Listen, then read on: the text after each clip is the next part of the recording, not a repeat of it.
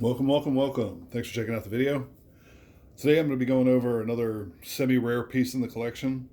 Just recently acquired and managed to take it out to the range, put a few rounds through it, but haven't had a chance to clean it yet. So I'm going to disassemble it. I'm not going to go through my whole cleaning process unless somebody's really interested in it. I can do a video on that. But I just wanted to show you the difference between this and a standard 1911 of taking it apart. So we'll go over this pistol a little bit. This is the Springfield Armory V-16 long slide chambered in 45 Super.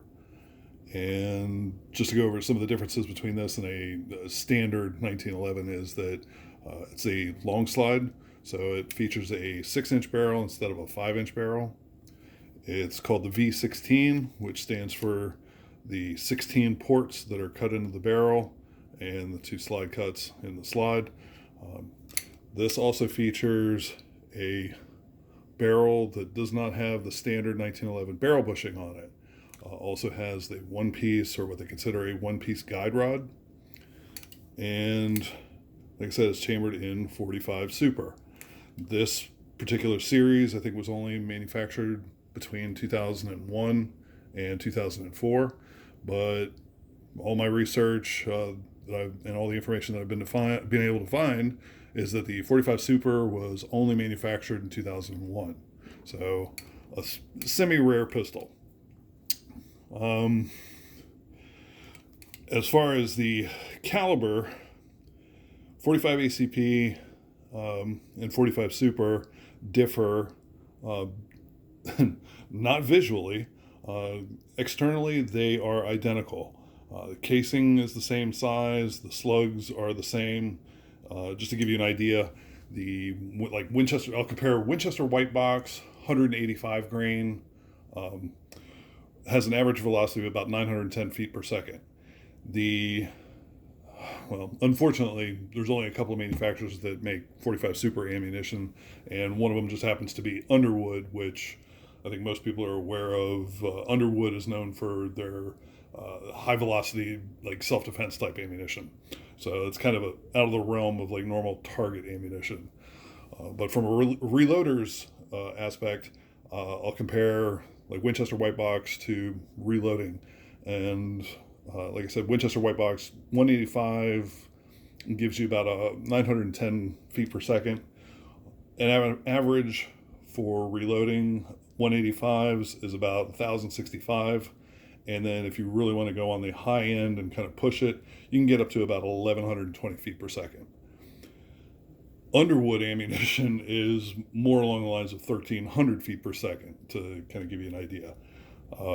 Now, as far as 230 grain, which is another great target slug, 230 grain full metal jacket, what the original 1911 has been running or was developed for, average velocity on that for the Winchester white box is about 835 feet per second.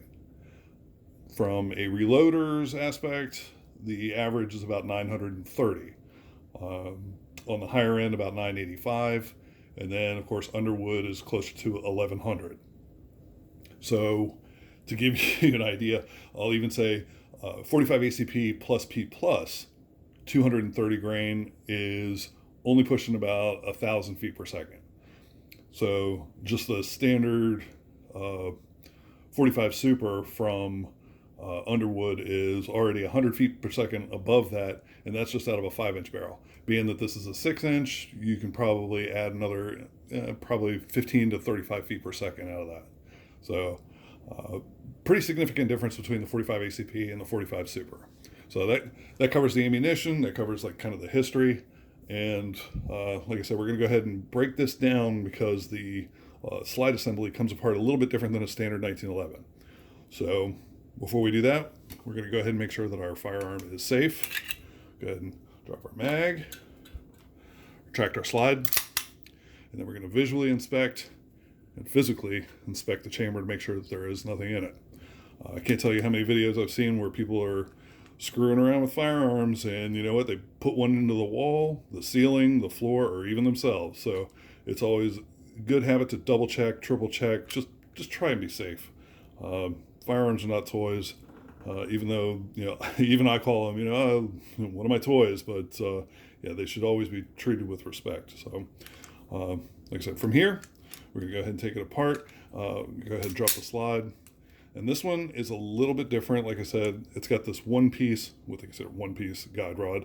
And I think this was only, the slotted one is only in the 2001 models. I think in late 2001 or 2002, I think they changed it to a hex key. But we're going to go ahead and loosen this up right now. And I'm going to show you why once we get into the guts of this thing. We'll go ahead and loosen this. And we're going to unscrew it a few turns. We're not going to completely take it out, but just enough so that it's protruding out of the slide. And then from here, we're going to kind of take it apart just like a standard 1911 with the slide still under pressure. So we want to align the notch with the slide catch back here. So we're going to go ahead and do that, pull it back to there. And on the opposite side of the pistol, you're going to go ahead and press on this dimple that's sticking out. And that's going to allow this slide catch to come out. We'll just pop it right out. We're good to go. Move that over the side.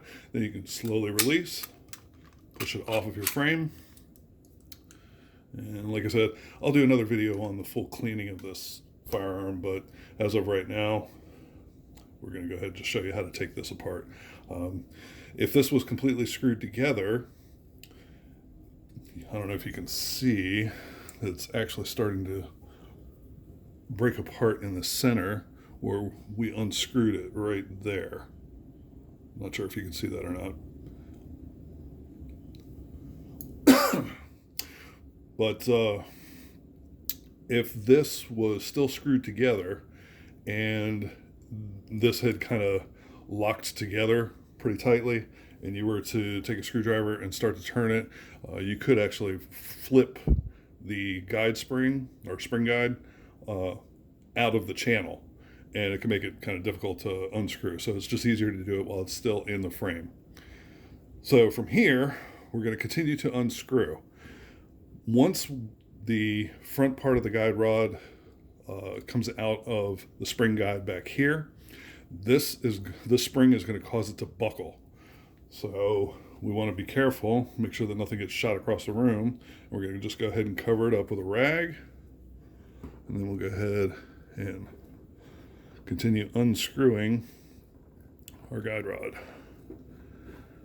And you should feel it kind of bind, and you might be able to hear it come apart on the inside.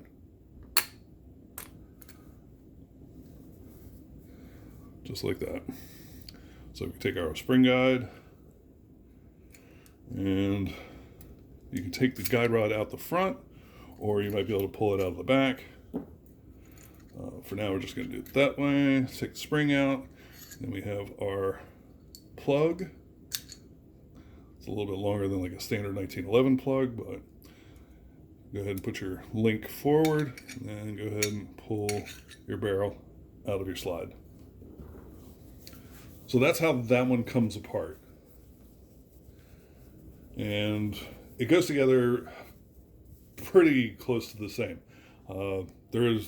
It's a kind of a pain in the ass to get the guide rod to line up and screw together, but there's no way that you could put it together and then actually get it into the slide this way. So you have to do it in kind of stages. So that's it. Like I said, I'm going to come back and clean it and disassemble it and clean it and put it back together. I usually wear gloves, but the need of dexterity kind of overshadows that, and I'm not really working with chemicals. It is a little dirty because I've shot it, but I'm not too worried about it. I'm only going to have dirty hands for another 10 minutes. So we'll go ahead and put this thing back together. So make sure our barrel link is in the forward position. Go ahead and bring it into the slide. Bring the barrel link up. We'll go ahead and take our plug, insert it. Then we can take our spring, and this spring, one side will allow the guide rod to be captured, and the other side it just kind of floats. So I'm going to use the captured side. I'm going to stick it into the plug, push it all the way forward, or as much as I can. I'm going to take the long section of the guide rod and stick it in, and just kind of throw it together, and you'll see it kind of coming out here. And this is where it gets fun and tricky. I'm gonna try to do this without a rag or anything like that. But basically we need to take our spring guide, drop it down in front of the barrel link, and then we're going to try and press the guide rod into it and then start to tighten it. So trying to keep the spring aligned, make sure that we don't shoot stuff across the room is the kind of the difficult part. Try and hold it in place like so. And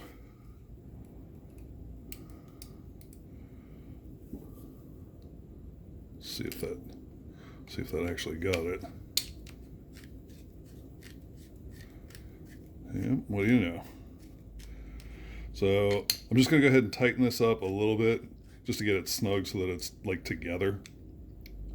Just like that. And that's it. Try and keep it aligned.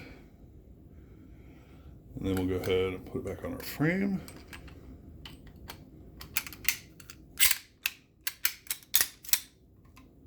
Okay.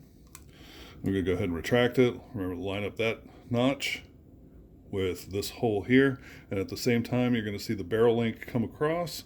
And we're going to try and keep that kind of centered. And it kind of helps to have a punch, a toothpick, or something that you can just kind of stick in there, kind of hold, or like center it. And we're going to go ahead and take our slide stop, drop it in. Try not to do the idiot scratch. Lock it into place, and then go ahead and release your slide. And then function check. Everything seems to work. Safety works. And that's it. So that is how to take apart that particular slide. So like I said, I'll do another video of the full disassembly cleaning of this 1911. If you're interested in that, let me know. I'll send you the link, and we'll be good to go. So thanks for watching. Hope that was informational or educational. Have any questions or comments, leave them below. Remember, your Second Amendment rights are always under attack. Every gun law is 100% unconstitutional. And I really appreciate you watching. Thanks again. We'll catch you on the next one.